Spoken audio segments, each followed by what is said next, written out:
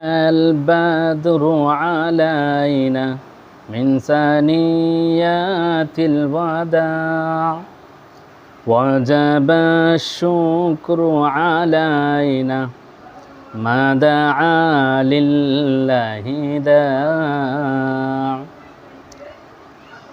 প্রিয় দিনী ভাই ও বোনেরা,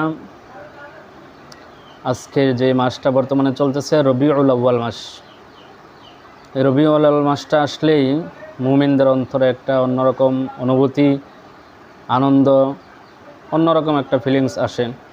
কারণ এই রবিউল আউয়াল মাসে রাসূলুল্লাহ সাল্লাল্লাহু আলাইহি ওয়াসাল্লাম দুনিয়াতে আগমন করেছেন এবং দুনিয়া থেকে চিরবিদায় নিয়েছেন। তো সবচেয়ে আসল কথা, মূল কথা হলো এটাই যে এই পুরা মাসটাই আনন্দের একটা মাস, ভালোবাসার একটি মাস এবং ভালোবাসা মহাব্বত প্রকাশ করে নবী সাল্লাল্লাহু আলাইহি সাল্লামের জীবনী আদর্শগুলো আলোচনা বেশি বেশি করে প্রচার প্রসার করে নবী সাল্লাল্লাহু আলাইহি সাল্লামের আদর্শ পুরাটা বৎসর তথা সারা জীবন গ্রহণ করার জন্য রাসূলুল্লাহ সাল্লাল্লাহু আলাইহি সাল্লাম দুনিয়াতে আগমন করেছিলেন।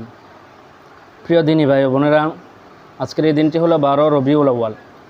এই 12 তারিখটা 12 রবিউল আউয়াল নবীজির জন্ম তারিখ। এটা পুরো পৃথিবীতে প্রসিদ্ধ হয়ে গেছে, মশহুর হয়ে গেছে, প্রচলিত হয়ে গেছে। কিন্তু ইতিহাসবিদগণ এই রাসূলুল্লাহ সাল্লাল্লাহু আলাইহি সাল্লামের জন্ম নিয়ে ইখতিলাফ করেছেন। সবচেয়ে গ্রহণযোগ্য এবং সঠিক মত যেটা, সেটা হইল নবী সাল্লাল্লাহু আলাইহি সাল্লাম 8 অথবা 9 রবিউল আউয়াল জন্মগ্রহণ করেছেন। তো তারিখ হিসাবে যেহেতু ইখতিলাফ রয়েছে এবং অন্যদিকে রাসূলুল্লাহ সাল্লাল্লাহু আলাইহি সাল্লামের জন্ম তারিখ নবী কীভাবে পালন করেছে সেটাও হাদিসে পরিষ্কার রয়েছে। রাসূলুল্লাহ সাল্লাল্লাহু আলাইহি সাল্লাম প্রতি সোমবারে রোজা রাখতেন।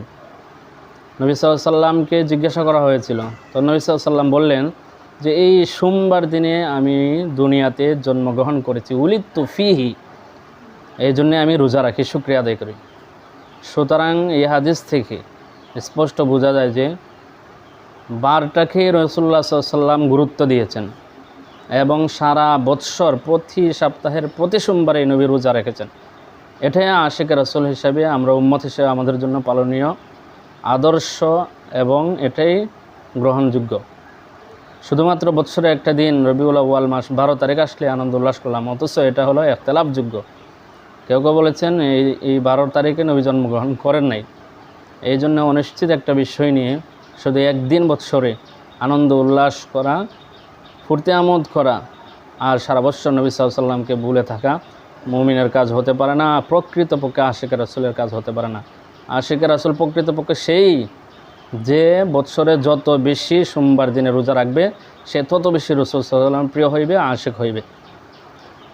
এবং আরও দুঃখনীয় বিষয় হলো যে শুধু আনন্দ উল্লাস করার মধ্যেই সীমাবদ্ধ নয়, বরং একদল তারা এই 12 তারিখটাকে ঈদ বানিয়ে ফেলেছে। অথচ রাসূলুল্লাহ সাল্লাল্লাহু আলাইহি সাল্লাম পরিষ্কার হাদিসে বলেছেন যে লা তাত্তাখিজু ইয়াওমান ঈদা, তোমরা কোনো দিনকে নিজেদের মন গড়া ঈদের দিন বানিও না। রাসূল সাল্লাল্লাহু আলাইহি সাল্লামের স্পষ্ট নির্দেশ, নিষেধ করেছেন মন গড়া কোনো ঈদ না বানাইতে।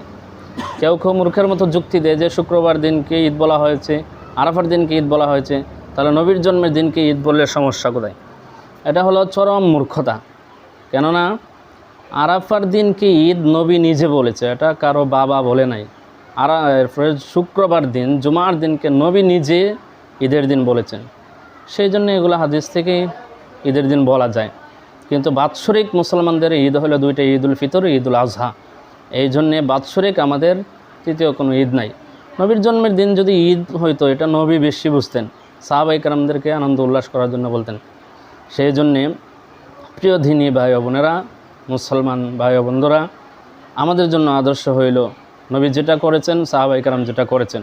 এই রবিউল আউয়াল মাসে বেশি বেশি করে নবীর ঈদে মিলাদ, নবীর মিলাদুন নবী মাহফিল করা যায়, যে নবীর জন্ম বৃত্তান্ত মাহফিল করেন, সিরাতুন নবী মাহফিল করেন, নবীর আদর্শ আলোচনা করেন। এগুলো আলোচনা করে উম্মতের মধ্যে ব্যাপকভাবে এগুলো প্রচার প্রসার করে উম্মতকে নবীর আদর্শে আদর্শবান হওয়ার ব্যবস্থা করা।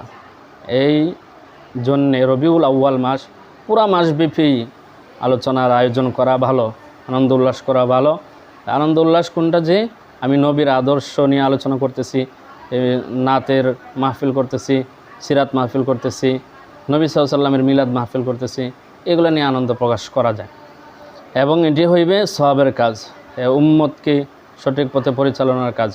সেই জন্যে এই রবিউল আউয়াল মাস গোটা পৃথিবীবাসীর জন্যে আল্লাহ তাআলা রহমতময় করক এবং গোটা পৃথিবীবাসীকে নবী সাল্লাল্লাহু আলাইহি ওয়াসাল্লামের প্রকৃত আশিক হয়ে, খাঁটি আশিক হয়ে, শুধুমাত্র এই 12 তারিখ জশ্নে জুলুস, মিছিল, মিটিং এগুলা না করে প্রকৃতপক্ষে নবীর আশিক যে কাজগুলা করলে হওয়া যায় সেই কাজগুলা করার তৌফিক আল্লাহ তাআলা দান করুক। আমিন।